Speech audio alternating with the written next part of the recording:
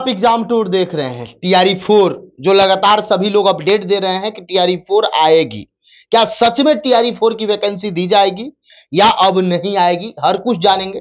क्योंकि मेरे साथ विकास सर हैं और कई सारे शिक्षा विभाग के अधिकारी लोगों से बातचीत करके आए हैं, तो इसलिए मैंने प्रयास किया कि इनसे जाना जाए क्या कुछ हुआ। सर आपका स्वागत है एग्जाम टूर। धन्यवाद आपको। सर क्या उम्मीद है टीआरई 4 इस साल आ जाएगी या नहीं? देखिए, उम्मीद की बात अगर हम करें तो टीआरई 4 हर हाल में आएगी, हर हाल में आएगी टीआरई 4, इसमें कहीं संशय नहीं है। सर तो इतना विलंब क्यों? क्योंकि मई में कई सारे लोग बता रहे हैं, कई सारे लोग तो ये भी बोल रहे थे कि अप्रैल में आ जाएगी, मार्च हो जाएगा, तो फलना हो जाएगा, लेकिन अभी तक कोई सुगमुगाहट भी नहीं। देखिए, हम कई लोगों की जो आप बात बोल रहे हैं, कई लोग कह रहे हैं, तो हम कई लोगों की चर्चा में नहीं बात करना चाहेंगे आपसे।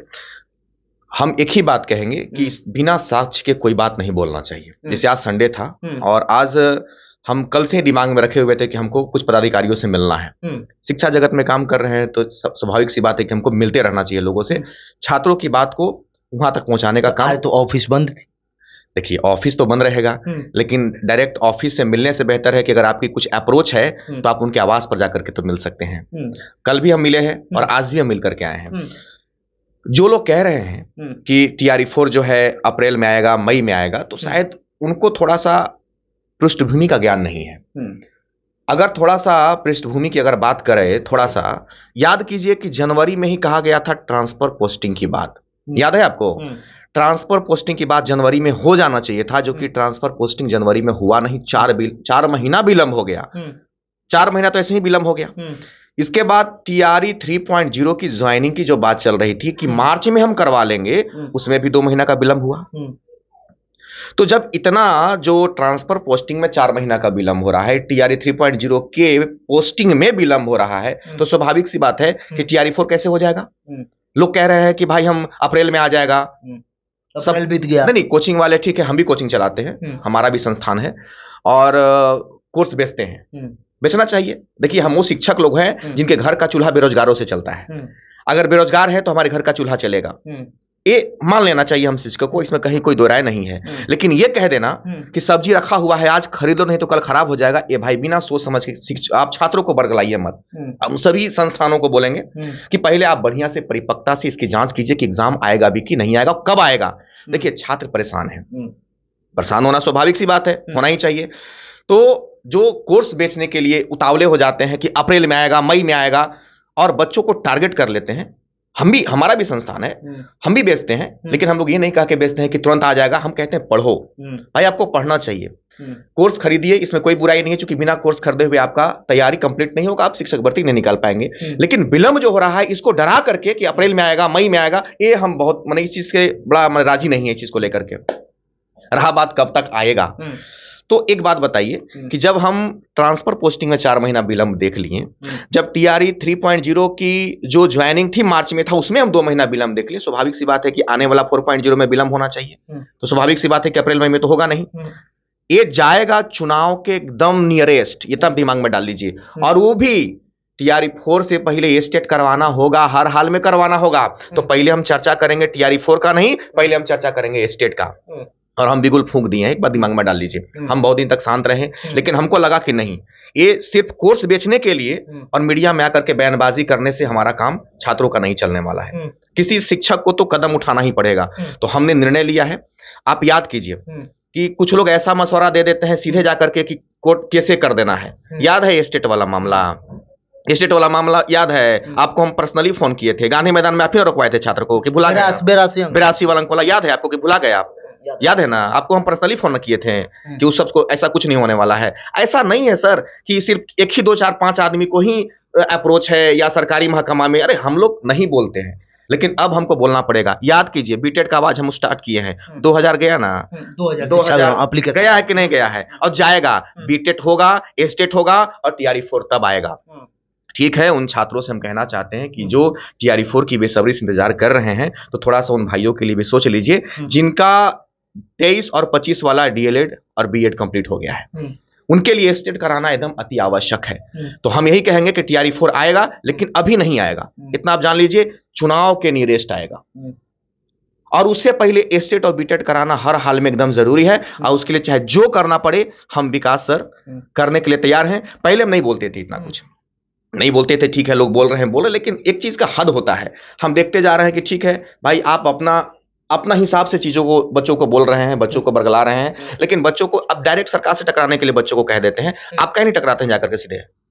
कोई भी अगर संस्थान कह रहा है कि जाओ 20 को 50 को केस कर दो, अरे साहब ये कोई सोल्यूशन हुआ? उसका दूसरा तरीका भी निकाला जा सकता है कि नहीं निकाला। अच्छा हम गलत बोल रहे हैं, मेरा दिल की बात हम बता रहे हैं। हम पहले उल्टा पलटा कुछ नहीं बोलते थे, लेकिन अब मेरा दिल में जो आएगा हम वही बोलेंगे। और ठीक है हम छात्र हैं, बेरोजगारों का रोटी खाते हैं, तो हमको हक के लिए बोलना ही चाहिए। सर एक बात है, जैसे भी न्याय मिल जाए, वो अगर कोर्ट जाने से भी अगर विद्यार्थी को न्याय मिल जाए तो वो बुरा ही नहीं जाना चाहिए। अगर शिक्षा विभाग के पास आवाज उठाने से भी विद्यार्थी को न्याय मिल जाए, बस एस्टेट होना चाहिए, एस्टेट होना चाहिए और बीटेट भी होना चाहिए। बीटेट के लिए तो लगातार शिक्षा विभाग के पास अभी तक 2 से 3 हजार चला गया है, और हमारे पास कम से कम अभी तक 400-500 बच्चों का पर्सनली फोन आया होगा, चूंकि हम नंबर दे दिए थे तो पर्सनली फोन आया हुआ है। तो बीटेट हर हाल में होगा, एस्टेट टीआरई 4 से पहले होगा और टीआरई 4 के लिए निश्चिंत रहिए होगा। लेकिन ये नहीं होगा अगले महीना में होगा, अगले महीना में होगा, क्या है मतलब सब्जी बिक रहा है। अरे आप पृष्ठभूमि का ख्याल रखिएगा ना जी।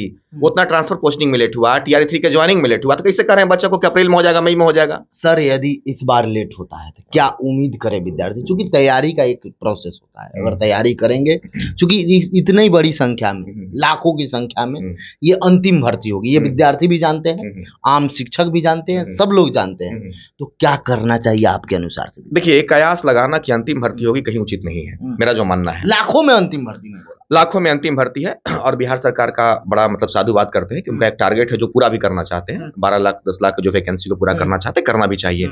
लेकिन हम छात्रों को यही कहेंगे कि जो बच्चे 1, 2, 3 में कुछ नंबर से पीछे रह गए हैं, उनको अपना प्रयास टेस्ट के माध्यम से या रूम में सेल्फ स्टडी के माध्यम से या जहां भी लाइब्रेरी में आप करते हैं, आप अपने टारगेट को मेंटेन रखिए, क्योंकि जब एसेट होगा तो और बच्चे इसमें जुड़ेंगे तो लड़ाई थोड़ा सा पेचीदा होगा। तो आप अपने आप को मेंटेन रखिए। पढ़ाई तो हर हाल में करना है, ठीक है 2-4 महीना ज्यादा करना है तो क्या करिएगा, नौकरी लेना है तो भाई तपस्या तो करना ही ना पड़ेगा।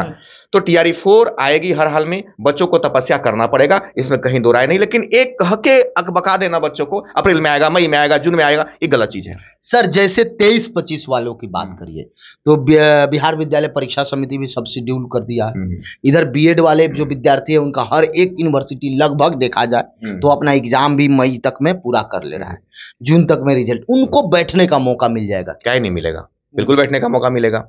इसी की तो लड़ाई चलेगी, बिल्कुल बैठने का मौका मिलेगा। एस्टेट इसलिए तो करवाया जाएगा, क्यों नहीं मिलेगा? और ये हम शिक्षकों को, अब देखिए हम शिक्षक इसलिए बोल रहे हैं क्योंकि शिक्षक जो होता है ना वो छात्रों के ज्यादा करीब होता है। आया बात समझ में? देखिए हम लोग को पढ़ाना भी होता है और छात्रों के हक के लिए लड़ना भी होता है। तो हम इस बार टारगेट किए हुए हैं कि जो भी अनियमितता है, हम दूसरा पर क्यों दोष लगाएंगे कि फलना टीचर साथ नहीं दे रहा, हम अकेले खड़ा होंगे पहले, ठीक है ना? और हम किसी छात्र को नहीं कहेंगे कि आप यहाँ ये इकट्ठा भीड़ कीजिए, कुछ नहीं। हम मेरे अंदर क्षमता होगा, हम पदाधिकारियों से मिलेंगे, हमको मिलने में कोई परेशानी नहीं है। और जो भी समस्या है छात्रों को लेकर के है, हम 7 तारीख से उसके लिए पर्सनली बिगुल फूकने जा रहे हैं। 7 तारीख से हर एक चीज के लिए हम कलमबद्ध तरीके से उसको वहां तक अधिकारी तक पहुंचाने का काम करेंगे। मतलब वो चाहे स्टेट का मामला हो, बीटेट का मामला हो, टीआरई 4 का मामला हो, या किसी शिक्षक के साथ जाति होता है। देखिए एक बात हम बताते हैं, वो सब तो ठीक है, जैसे छात्र ही क्यों अपने हक की लड़ाई लड़े, शिक्षक भी क्यों ना लड़े, ये हमको बताइए। छात्र ही क्यों खाली मरते रहे, शिक्षक क्यों नहीं? अरे भैया हम पैसा कमाते हैं, 2 रुपया उनसे हमारे घर का रोजी रोटी चलता है, तो पहला कदम तो हमको रखना चाहिए ना। अब खाली मीडिया में हम आपको बोल रहे हैं ऐसे कर देंगे वैसे कर देंगे, उससे कहीं काम नहीं चलेगा। आया बात समझ में? अगर हमको छात्र के लिए सोचना है तो हमको बिना छात्रों की सूचना दिए हमको हक की लड़ाई लड़ने की जरूरत है, और लड़ना ही हमको चाहिए। सर डोमिसाइल पर एक बात आप बताइए, डोमिसाइल को लेकर बहुत सारे विद्यार्थी भी कंफ्यूजन में रहते हैं कि बिहार में टीआरई 1 में डोमिसाइल आया, फिर दबाव पड़ा तो हट गया डोमिसाइल, ये हो गया वैसे हो गया, फिर विद्यार्थी ये उम्मीद में थे कि टीआरई 4 में कहीं लागू कर दिया जाए, चुनाव है, कैसे डोमिसाइल को बिहार में लागू करना है? क्योंकि अलग अलग स्टेट अपने अपने अनुसार लागू। देखिए इसके लिए भी हम एक मुहिम चालू करने के विचार में है कि अगर बिहार के छात्र हमारा साथ देते हैं, अगर बिहार के छात्र हमारा साथ देते हैं तो डोमिसाइल पर एक हम निर्णायक युद्ध छेड़ने के प्रयास में रहेंगे। क्योंकि निर्णायक युद्ध करने का मतलब है बाहरी बच्चों को भी हमें कोई ऐतराज नहीं है, आपको आना चाहिए। क्योंकि जब हम संस्थान चलाते हैं तो बाहर के वैकेंसी को भी हम पढ़ाते हैं। जैसे उत्तर प्रदेश का कोई वैकेंसी निकल जाएगा तो वहां के बच्चों को भी पढ़ाएंगे, झारखंड के बच्चों को भी पढ़ाते हैं। तो हमें कोई ऐतराज नहीं कि बाहर के बच्चे आए, लेकिन एक नीति होना चाहिए, एक नियम होना चाहिए। आया बात समझ में? तो उस नीति के तहत हम सबसे पहले जो हक हमारा है बिहार के बच्चों के लिए है, तो उसके लिए भी हम एक प्लानिंग कर रहे हैं, जिसमें हम डोमिसाइल को लेकर के और छात्रों से हम परामर्श चाहेंगे। अगर जो हमारी बातें छात्र सुन रहे हैं, आप कमेंट के माध्यम से परामर्श जरूर देने का प्रयास करें कि आप क्या चाहते हैं डोमिसाइल को लेकर के और क्या होना चाहिए। देखिए, पहली बात है कि बिहार के हक के लिए डोमिसाइल तो बहुत जरूरी है। 9:1 का रेशियो होना चाहिए, 9:1 का रेशियो। और ये संवैधानिक प्रारूप है, ऐसा भी नहीं है कि हम अपने मनगढ़ंत बात कह रहे हैं या आप कह रहे हैं। एक संवैधानिक प्रारूप है। अगल बगल के राज्यों को उठाकर देख लीजिए और अगल बगल में जितने भी अन्य एग्जाम हो रहे हैं उसके प्रारूप को उठा करके देख लीजिए, तो आपको उसका अंतिम परिणाम समझ में आ जाएगा कि बिहार इसमें सौतेला व्यवहार अपने छात्रों के साथ कैसे कर रहा है। जो भी शिक्षक भर्ती की तैयारी कर रहे हैं उन विद्यार्थी से मेरा निवेदन है कि आपके मन में कोई क्वायरीज हो या कोई सुझाव हो या कोई और जानकारी चाहिए तो कमेंट सेक्शन में जरूर कमेंट करिए। और सर अब लगातार कह रहे हैं कि छात्र को लेकर पहला कदम शिक्षक ही अब बढ़ाएंगे। छात्र अपने तैयारी में लग जाए। अब विकास सर भी आपके साथ हैं, एस्टेट हो या बीटेट हो या 23-25 वाले विद्यार्थी का मामला हो, लगातार आप देखे होइएगा 23-25 वाले को लेकर सबसे पहले और डेली कोई आवाज़ उठाता है तो वो एग्जाम टूर है। और उसी का नतीजा हुआ कि आपका एग्जाम डेट भी आ गया, आवेदन भी आप किए। तो आपसे मैं कहूँगा 23-25 वाले विद्यार्थी जरूर कमेंट बॉक्स में कमेंट करें आप एग्जाम टूर के बारे में क्या विचार रखते हैं। सर समय देने के लिए बहुत बहुत धन्यवाद। धन्यवाद आपका।